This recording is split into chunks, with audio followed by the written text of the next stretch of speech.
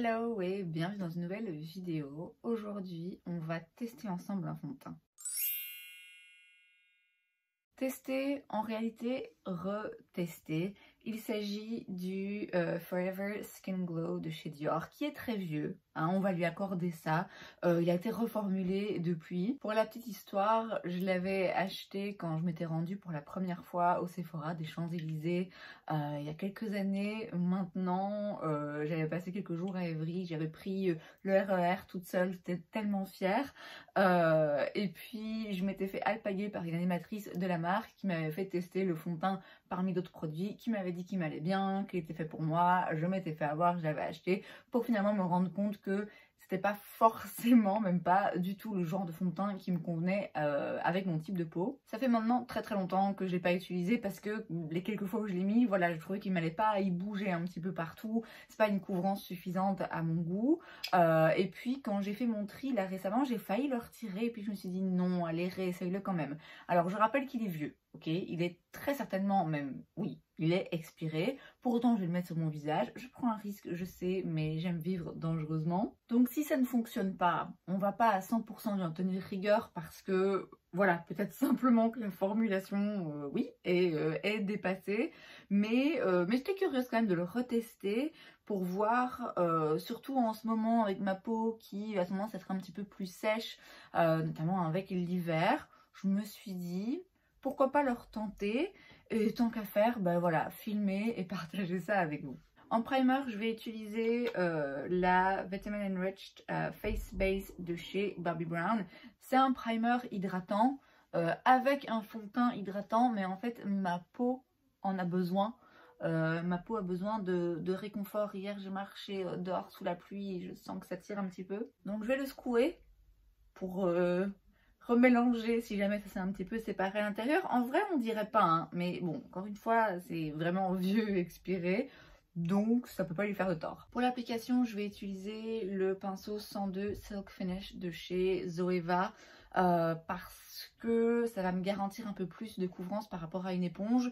J'ai un pinceau que je préfère pour appliquer le fond de teint, mais il est sale. En soi, celui-là, j'ai déjà utilisé, je l'aime bien aussi. Il est un petit peu plus compact et un petit peu plus précis. C'est peut-être pas plus mal. Et donc, je vais déposer une pompe directement sur le pinceau. Vous voyez, je trouve que même qu'en termes de couleur, ça va pas en fait. Il est un peu trop rosé. Pourtant, c'est une teinte neutre, hein, c'est le N1. Mais je trouve que souvent, dans ce genre de marque, les teintes neutres ont tendance à être un petit peu plus roses.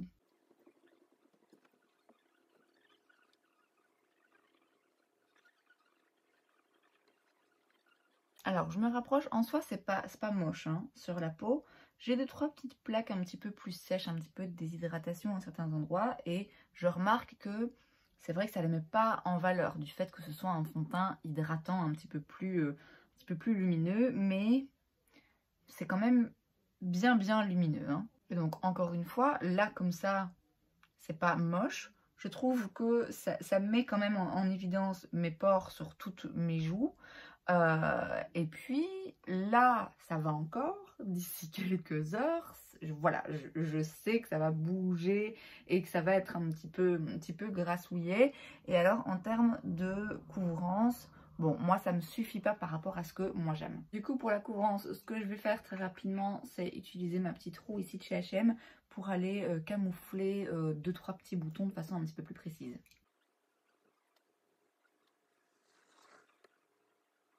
Ensuite, avant de poudrer, évidemment, je vais mettre mon anti-cerne.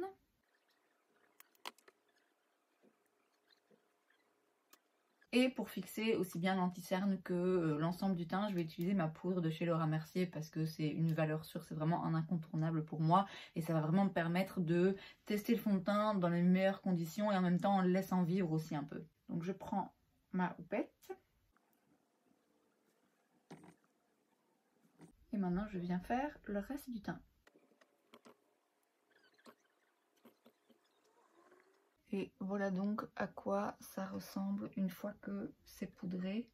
Je vois que même cette poudre qui est très bien, elle accroche un peu quand même hein, à ces quelques petites plaques que j'ai, cicatrices de boutons aussi. Mais enfin, globalement, le teint est matifié, est fixé, sans non plus être complètement asséché et sans être non plus trop opaque et rajouter trop de couches. Donc c'est vraiment la poudre idéale d'après moi pour tester un fond de teint. Je vais aller faire le reste de mon make-up. Tout ce que j'utiliserai de toute façon sera dans la barre d'infos. Et juste pour info, je rajouterai un petit peu de All Nighter de chez Urban Decay à la fin pour m'assurer que le teint vraiment tienne le plus longtemps possible. Et aussi, j'ai oublié de préciser, là il est environ 10h30, histoire qu'on garde un petit peu en tête combien de temps il tient et après combien de temps il commence à virer s'il vire, hein. Peut-être que ça va fonctionner après tout. Donc voilà, je vais faire mon make-up, boire un petit café, faire ma journée et je reviens vers vous un petit peu plus tard pour voir comment ça a évolué. Voilà donc le résultat une fois que le reste du make-up est terminé. Donc là il est 11h, ça fait déjà une demi-heure que le fond de teint est sur ma peau. Là immédiatement moi ce qui me marque et ce qui me dérange le plus c'est le manque de couvrance. Ça me donne en fait l'impression que mon teint est pas vraiment net. Là pour le moment c'est très mat, c'est même peut-être un petit peu trop mat à mon goût parce que c'est vrai que j'ai tendance ces derniers temps à aimer les choses un petit peu plus lumineuses. Pas les fonds de teint hyper hydratants et trop lumineux parce que je sais qu'ils ont tendance à bouger sur moi. Donc des fonds de teint quand même avec des finis mat et des bonnes couvrances mais qui peuvent vivre et survivre à une journée sans pour autant être poudrés. Or là j'ai bien poudré mon teint donc en ce moment c'est quand même pas mal mat. Mais voilà, je sais que pour donner une chance à son teint j'avais vraiment pas le choix. Donc on va voir comment ça évolue en cours de journée. Je vous propose de faire un petit point maintenant. Bon là je suis dans la salle de bain donc c'est pas la meilleure luminosité. De base je pensais utiliser la lumière du jour mais il est 16h30 donc il y a plus de lumière ici. Donc là voilà à quoi ça ressemble pour le moment.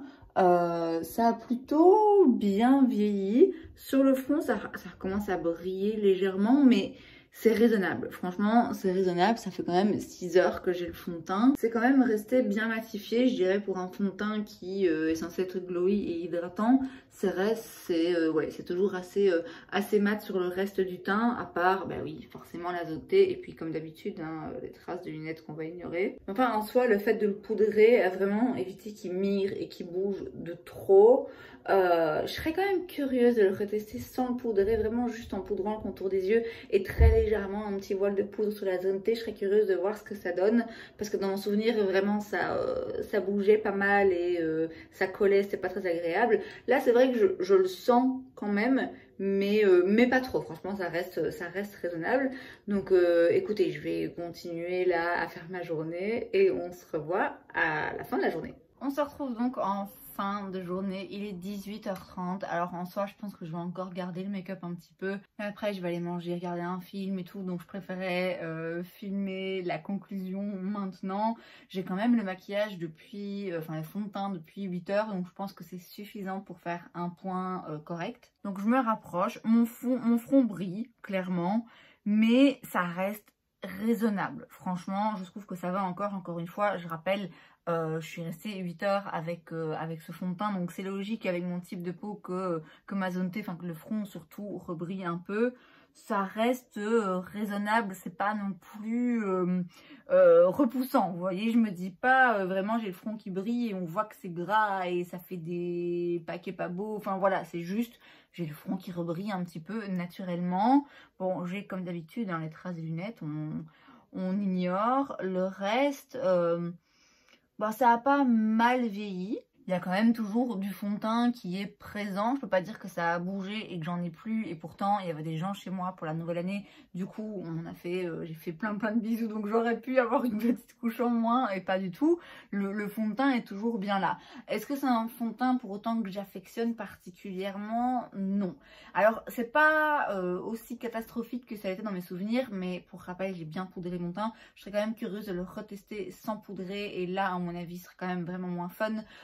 Sans poudrer vraiment bien avec une houppette et de la poudre libre tout le teint. Dans ce cas-là, je sais que ça migre un petit peu plus, ça bouge un petit peu plus quand même. C'est un petit peu, c'est pas sans transfert hein, forcément. Pour autant, comme j'ai dit, c'est pas, voilà, ça va pas être un de mes fonds de teint préférés. Plutôt par rapport au manque de couvrance.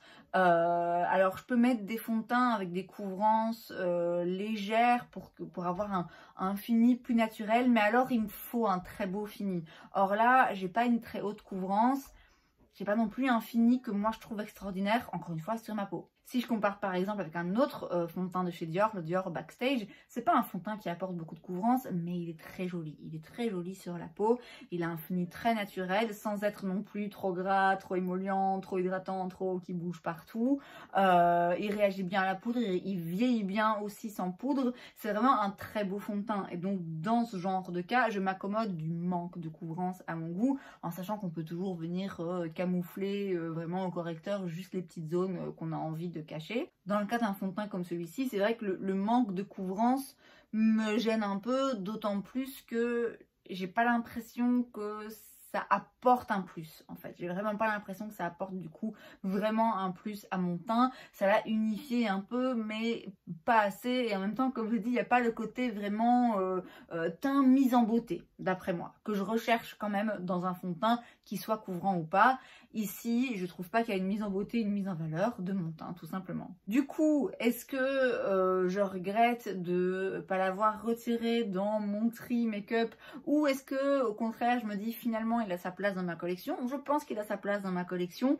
Je pense que ça peut être utile pour moi de m'en servir également pour mixer avec d'autres fonds de teint qui sont un peu plus couvrants, qui sont un peu plus épais, parce que ça rajoute un côté un petit peu hydratant et fluide qui peut être pas désagréable. Vous savez que j'aime beaucoup faire des petits mélanges. Et aussi, bon, c'est vrai que la couleur, même si c'est censé être un neutre, je trouve que ça tire un petit peu trop vers le rose à mon goût. Donc pour ça aussi, ça peut être un avantage de le mixer à un autre fond de teint qui a un sous-ton un petit peu plus chaud, limite un petit peu jaune, pour vraiment arriver à quelque chose qui me correspond un petit peu mieux. Donc je suis contente de l'avoir gardé, je vais continuer à le garder. Je peux pas garantir que je vais le porter 1000 fois et que ça va être un nouveau favori, ça c'est même sûr que non.